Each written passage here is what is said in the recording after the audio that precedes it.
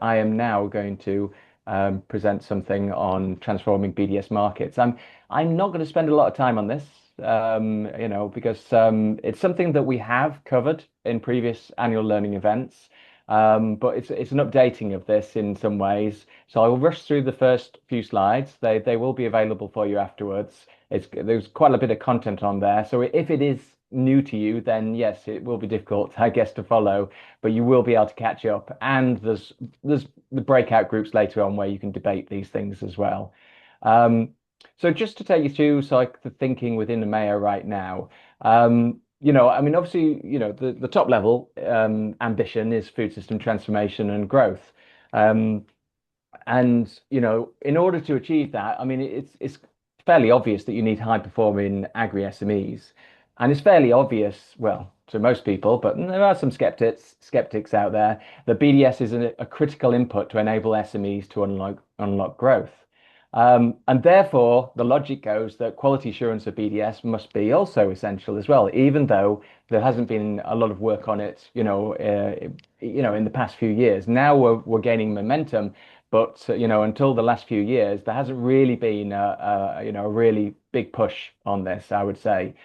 And what we would argue in our theory of change is that you need policies and standards that set a minimum quality of BDS, that enables you to set up certification systems, and BDS associations have a reason for existing as well. And that they both together provide more visibility for high performing BDS providers. Better data, and we covered this yesterday as well, at the local level that's usable by BDS and SMEs is absolutely essential. It enables better decision making, but it also improves transparency and accountability. And this is where it's contrast with maybe your opinions right now is that, cost share mechanisms, from what we've seen, they really do reframe the relationship between BDS and SMEs in a very positive way. So, this is something that we think should be, sort of rolled out at much larger scale than it is right now. The result of all of that quality assurance is that you then have market incentives for BDS providers to either improve or exit. And there's a fairly strong argument that a lot of BDS providers probably should exit because they're not competent enough.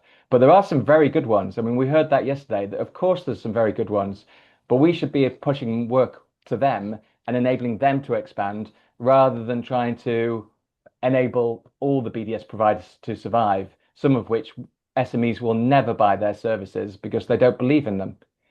Um, the other part of that is that BDS Impact attracts increased funding. I mean, we know that there's a squeeze on funding right now, and then there's got to be a way to attract more funding to support agri-SME growth.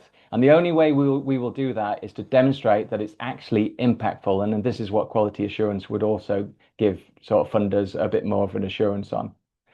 So this is the bit where I'll go really quick. This is actually an AGRA diagram, which I use because I think it's great. It's a great translation of a lot of what we think about it when we're figuring out what to invest in the BDS ecosystem. And it revolves around changing the incentives for BDS supply and BDS demand.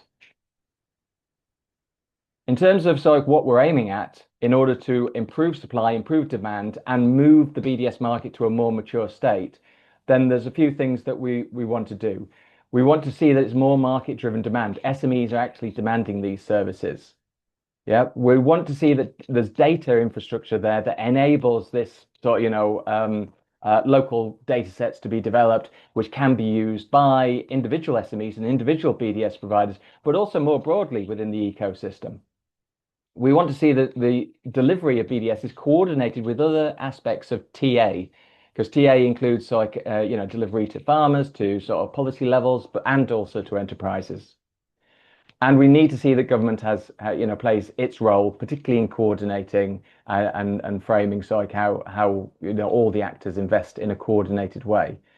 And of course, there has to be some sustainable funding models. So that's what a mature state looks like. That's what we're all pushing for at the moment. And there's different ways to get to that point. In terms of what we've done so far as a mayor, I mean, just so you know, I mean, obviously, you're in a learning event right now. We set up communities of practice. This is a global one, but it's really important that we establish strong local ones as well in each country. That you bring the best practices from the documents that we're producing, case studies and guidance on segmentation and the toolbox guide. That this sort of translates into action at the ground level.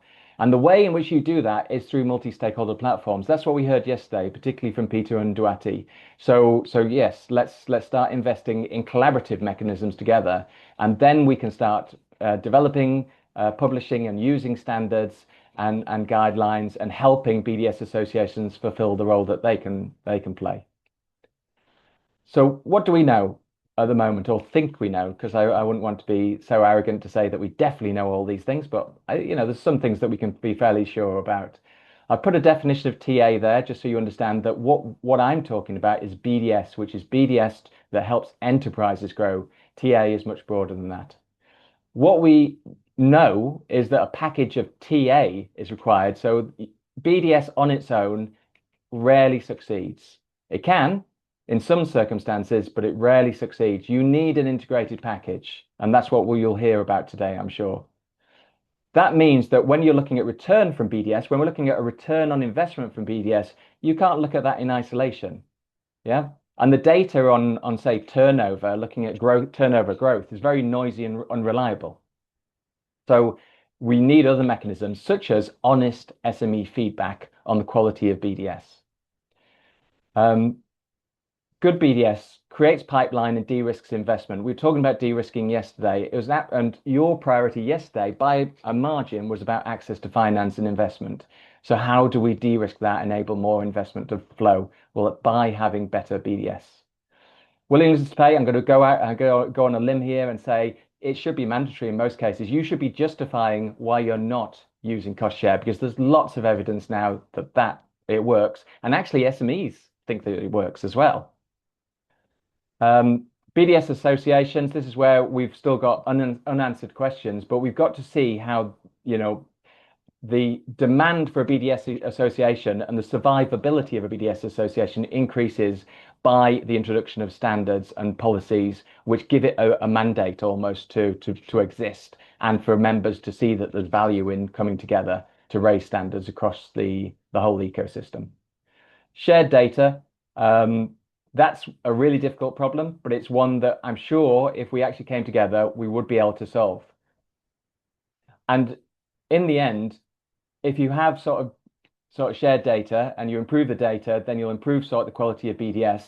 And if you don't have good BDS, then to be honest, you will get bad partnerships with SMEs, and that leads to bad data. It just leads to manipulation of data. Let's be honest. So good data is essential for SME growth. It's good for the health of our system and the potential for actually people to invest in the future. And then in terms of coordinated service delivery, I think large scale technical assistance facilities have got to be the future. I mean, Yield Fund will talk a little bit about their fund. I think larger scale funds that really sort of coordinate delivery is essential. So that sort of takes you through what I think we know so far, just to provoke you and get you thinking, and listen to the presentations with that in mind, and also bring your own questions into those breakout groups. So all the time, think about the questions you're going to bring into the breakout groups.